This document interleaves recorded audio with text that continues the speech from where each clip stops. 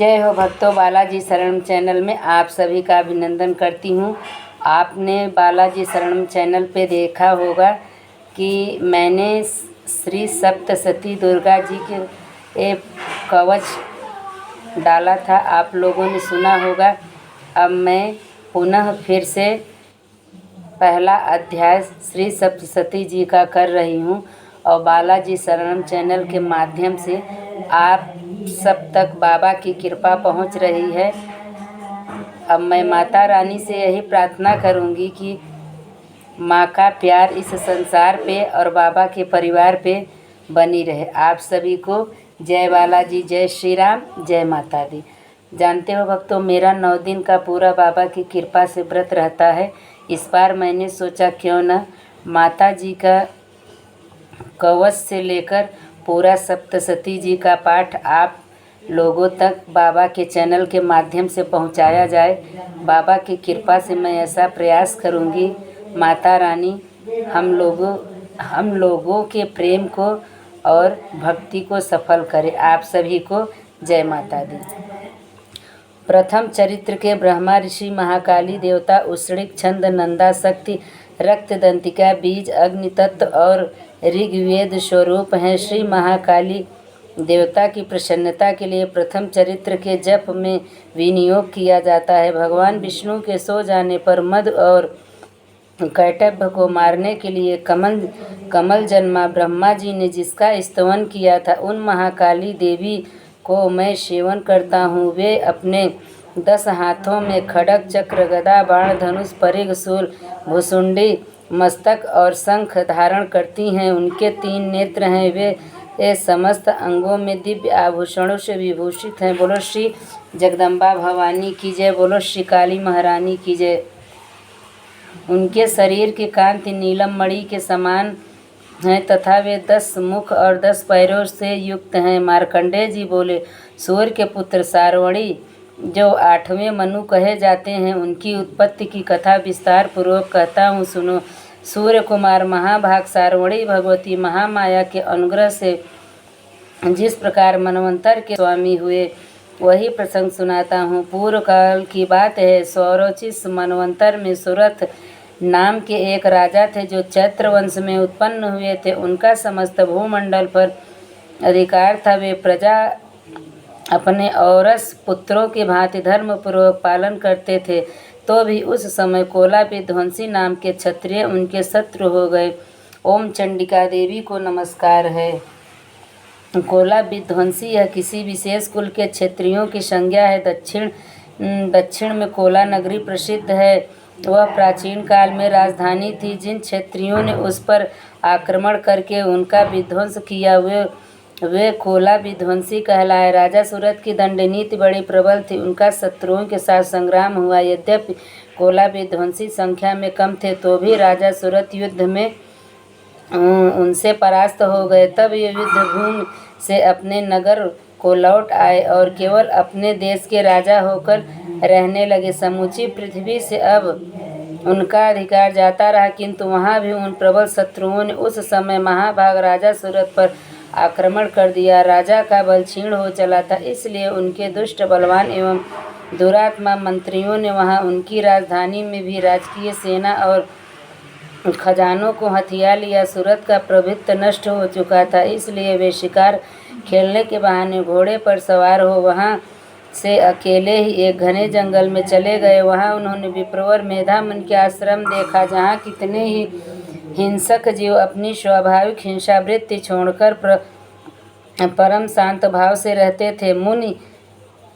मुनि बहुत से शिष्य उस वन की शोभा बढ़ा रहे थे। वहाँ जाने पर मुनि ने उनका सत्कार किया और वे उन मुनिश्रेष्ठ के आश्रम पर इधर उधर। बोलो श्री जगदम्बा भवानी की जय, बोलो श्री काली महारानी की जय। विचरते हुए कुछ काल तक रहे, फिर ममता से आकृष्ट चित्त होकर वहाँ इस प्रकार चिंता करने लगे, पूर्व काल में मेरे पूर्वजनों ने जिनका पालन किया था, वही नगर आज मुझसे रहित है। पता नहीं मेरे दुराचारी भृत्यगण उसकी धर्मपूर्वक रक्षा करते हैं या नहीं। जो सदा मद की वर्षा करने वाला और सूरवीर था, वह मेरा प्रधान हाथी अब शत्रुओं के अधीन होकर न जाने किन भोगों को भोगता होगा। जो लोग मेरी कृपा, धन और भोजन पाने से सदा मेरे पीछे पीछे चलते हैं, वे निश्चय ही अब दूसरे राजाओं का अनुसरण करते होंगे। उन अपव्ययी लोगों के द्वारा सदा खर्च होते रहने के कारण अत्यंत कष्ट से जमा किया हुआ मेरा वह खजाना खाली हो जाएगा। ये तथा और भी कई बातें राजा सुरथ निरंतर सोचते रहते थे। एक दिन उन्होंने वहाँ विप्रवर मेधा के आश्रम के निकट एक वैश्य को देखा और उससे पूछा, भाई तुम कौन हो? यहाँ तुम्हारे आने का क्या कारण है? तुम क्यों शोकग्रस्त और अनमने से दिखाई देते हो? जो राजा सुरथ का प्रेम पूर्वक कहा हुआ वचन सुनकर वैश्य विनीत भाव से उन्हें प्रणाम करके कहा। वैश्य बोला, राजन, मैं धनियों के कुल में उत्पन्न एक वैश्य हूँ। मेरा नाम समाधि है। मेरे दुष्ट स्त्री पुत्रों ने धन के लोभ से मुझे घर से बाहर निकाल दिया है। मैं इस समय धन, स्त्री और पुत्रों से वंचित हूँ। मेरे विश्वसनीय बंधुओं ने मेरा ही धन लेकर मुझे दूर कर दिया है, इसलिए दुखी होकर मैं वन में चला आया हूँ। यहाँ रहकर मैं इस बात को नहीं जानता कि मेरे पुत्रों की, स्त्री की और स्वजनों की कुशल है या नहीं। इस समय घर में वे कुशल से रहते हैं अथवा उन्हें कोई कष्ट है। वे मेरे पुत्र कैसे हैं? क्या वे सदाचारी हैं अथवा दुराचारी हो गए हैं? राजा ने पूछा, जिन लोभी स्त्री, पुत्र आदि ने धन के कारण बोलो श्री जगदम्बा भवानी की जय तुम्हें घर से निकाल दिया, उनके प्रति तुम्हारे चित्त में इतना स्नेह का बंधन क्यों है? वैश्य बोला, आप मेरे विषय में जैसी बात कहते हैं वह सब ठीक है, किंतु क्या करूं, मेरा मन निष्ठुरता नहीं धारण करता। जिन्होंने धन के लोभ में पड़कर पिता के प्रति स्नेह, पति के प्रति प्रेम तथा आत्मीय जन के प्रति अनुरागों को तिलांजित दे मुझे घर से निकाल दिया, उन्हीं के प्रति मेरे हृदय में इतना स्नेह है। महामते गुणहीन बंधुओं के प्रति भी जो मेरा चित्त इस प्रकार प्रेम मग्न हो रहा है, यह क्या है? इस बात को मैं जानकर भी नहीं जान पाता। उनके लिए मैं लंबी सांसें ले रहा हूँ और मेरा हृदय अत्यंत दुखित हो रहा है। उन लोगों में प्रेम का सर्वथा अभाव है, तो भी उनके प्रति जो मेरा मन निष्ठुर नहीं हो पाता, इसके लिए मैं क्या करूं? मार्कंडेय जी कहते हैं, ब्रह्मांतर राजाओं में श्रेष्ठ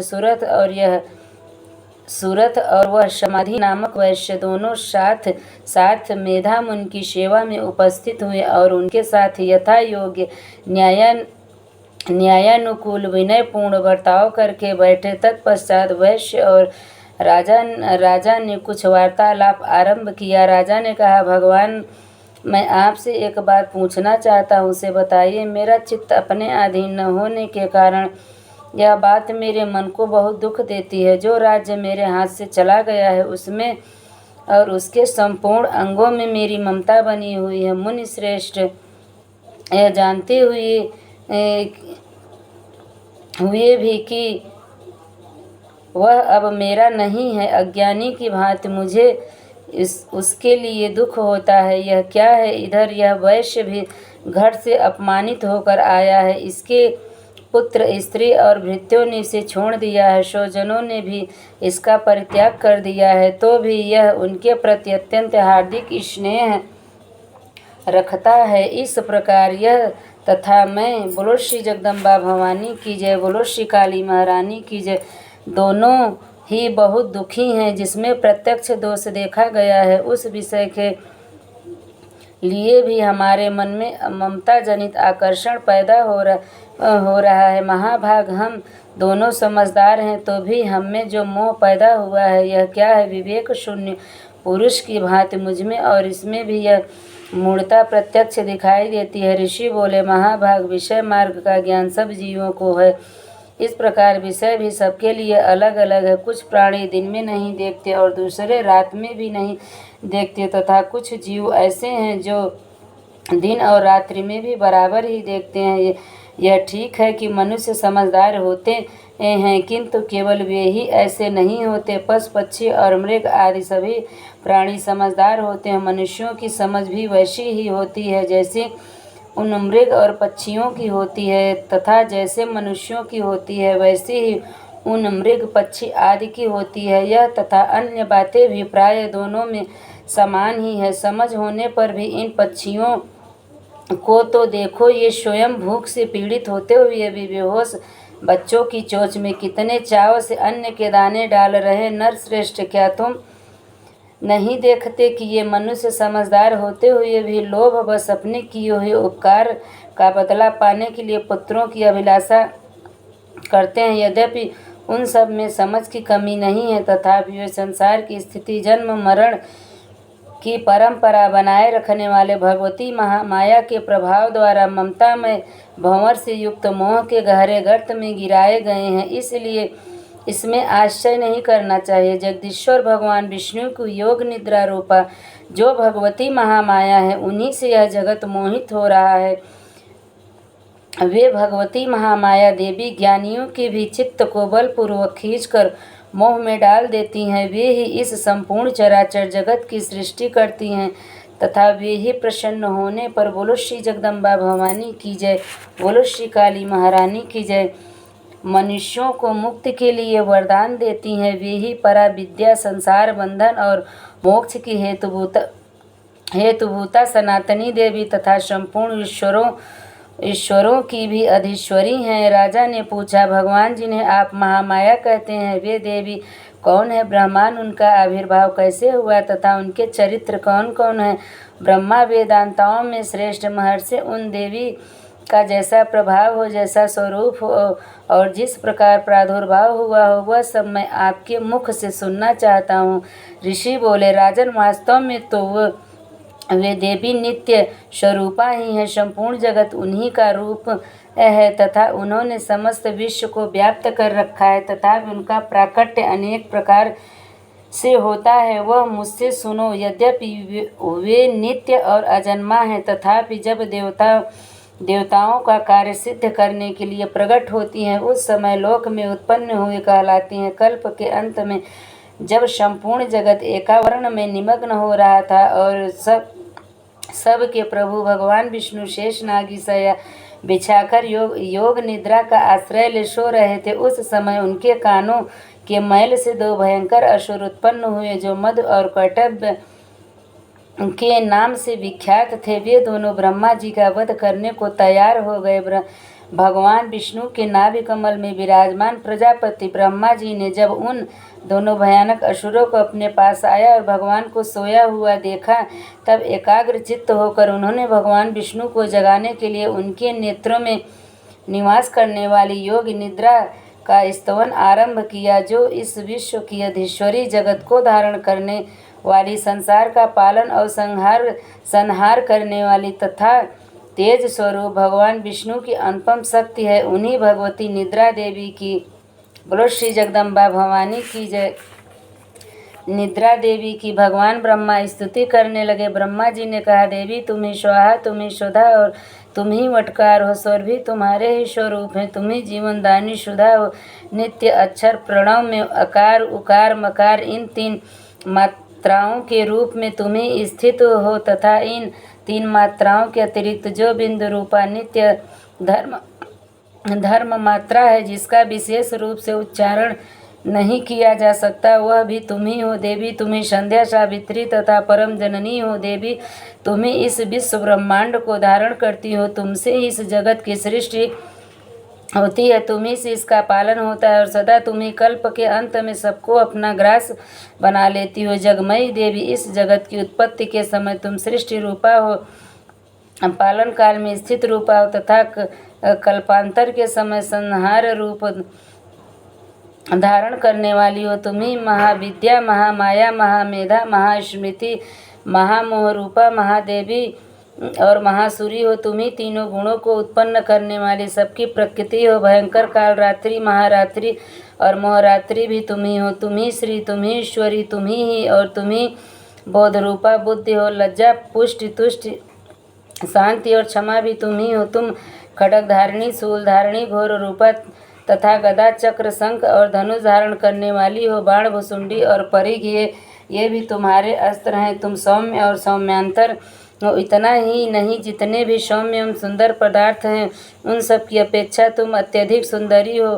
पर और अपर सबसे परे रहने वाली परमेश्वरी तुम ही हो। सर्व रूपे देवी, कहीं भी सत असत रूप जो कुछ वस्तुएं हैं और उन सबकी जो शक्ति है वह तुम ही हो। ऐसी अवस्था में तुम्हारी स्तुति क्या हो सकती है। जो इस जगत की सृष्टि पालन और संहार करते हैं उन भगवान को बोलो श्री जगदम्बा भवानी की जय। भगवान को जब तुमने निद्रा के अधीन कर दिया है तब तुम्हारी स्तुति करने में यहाँ कौन समर्थ हो सकता है। मुझको भगवान शंकर को तथा भगवान विष्णु को तुमने ही शरीर धारण कराया है, अतः तुम्हारी स्तुति करने की शक्ति किसमें है। देवी तुम तो अपने इन उदार प्रभावों से ही प्रशंसित हो। ये जो दोनों दुर्धर्ष असुर मधु और कैटभ हैं इनको मोह में डाल दो और जगदीश्वर भगवान विष्णु को शीघ्र ही जगा दो। साथ ही इनके भीतर इन दोनों महान असुरों को मार डालने की बुद्धि उत्पन्न कर दो। ऋषि कहते हैं राजन, जब ब्रह्मा जी ने वहाँ मधु और कैटभ को मारने के उद्देश्य से भगवान विष्णु को जगाने के लिए तमोगुण की अधिष्ठात्री देवी योग निद्रा की इस प्रकार स्थिति की, तब ये भगवान के नेत्र मुख नासिका बाहु हृदय और वक्ष स्थल से निकलकर अव्यक्त जन्मा ब्रह्मा जी की दृष्टि के समक्ष खड़ी हो गई। योग निद्रा से मुक्त होने पर जगत के स्वामी भगवान जनार्दन उस एकावर्ण के जल में शेषनागी शैया से जाग उठे। फिर उन्होंने उन दोनों असुरों को देखा। वे दुरात्मा मधु और कैटभ अत्यंत बलवान तथा पराक्रमी थे और क्रोध से लाल आंखें किए ब्रह्मा जी को खा जाने के लिए उद्योग कर रहे थे। तब भगवान श्री हरि ने उठकर उन दोनों के साथ 5000 वर्षों तक केवल बाहु युद्ध किया। वे दोनों भी अत्यंत बल के कारण उन्मत्त हो रहे थे। इधर महामाया ने भी उन्हें मोह में डाल रखा था, इसलिए वे भगवान विष्णु से कहने लगे, हम तुम्हारी वीरता से संतुष्ट हैं, तुम हम लोगों से कोई वर मांगो। श्री भगवान बोले, यदि तुम दोनों मुझ पर प्रसन्न हो तो अब मेरे हाथ से मारे जाओ, बस इतना सा ही मैंने वर मांगा है, यहाँ दूसरे किसी वर से क्या लेना है। ऋषि कहते हैं, इस प्रकार धोखे में आ जाने पर जब बोलो श्री जगदम्बा भवानी की जय, बोलो श्री काली महारानी की जय, संपूर्ण जगत में जल ही जल देखा। तब कमल नयन भगवान से कहा, जहाँ पृथ्वी जल में डूबी हुई न हो, जहाँ सूखा स्थान हो, वहीं हमारा वध करो। ऋषि कहते हैं, तब तथास्तु कहकर शंख चक्र और गदा धारण करने वाले भगवान ने उन दोनों के मस्तक अपनी जांघ पर रखकर चक्र से काट डाले। इस प्रकार ये देवी महामाया ब्रह्मा जी की स्तुति करने पर स्वयं प्रकट हुई थी। अब पुनः तुमसे उनके प्रभाव का वर्णन करता हूँ। बोलो श्री जगदम्बा भवानी की जय, बोलो श्री काली महारानी की जय। सर्व मंगल मांगल्ये शिवे सर्वार्थ साधिके शरण्ये त्र्यंबके गौरी नारायणी नमस्तुते। तो भक्तों, माता जी की कृपा से पहला अध्याय पूर्ण हुआ। आप सबका प्यार और बाबा की कृपा सदा बनी रहे।